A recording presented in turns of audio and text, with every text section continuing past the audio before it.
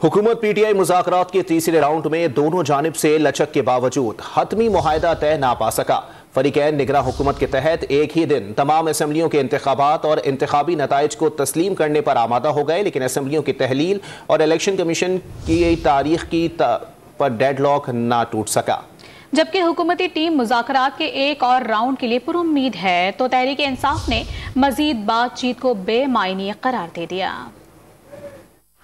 हुकूमती इत्तेहाद और पीटीआई के दरमियान इलेक्शन के हवाले से मुज़ाकरात का तीसरा दौर पार्लियामेंट हाउस के कमेटी रूम में हुआ। मुज़ाकरात में मुल्क में एक ही दिन इंतखाबात कराने और नताइज तस्लीम करने पर दोनों तरफ से आमादगी जाहिर की गई। मुज़ाकरात के बाद वज़ीर ख़जाना इसहाक डार पुरुमीद नजर आए और उन्होंने मुल्क में एक दिन इलेक्शन पर इत्तेफाक को बड़ी कामयाबी करार दिया। मैं समझता हूँ कि बहुत बड़ी प्रोग्रेस है।